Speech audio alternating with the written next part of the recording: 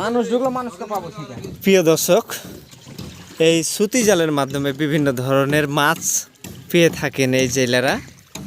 দেখতে পাচ্ছেন যে 12 মিশালি মাছ।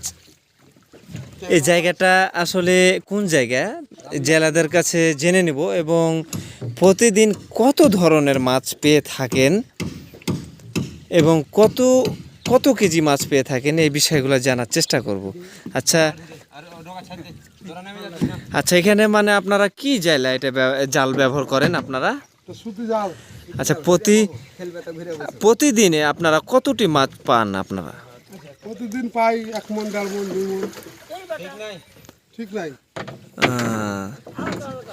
আচ্ছা, কয় রকম এগুলো মাছ পান? আমরা যে দেখতে পাচ্ছি যে অনেক ধরনের এখানে মাছ পেয়ে আছেন। বোয়েল, ট্যাংরা, পাতাসি, বাচা, ঘেড়া।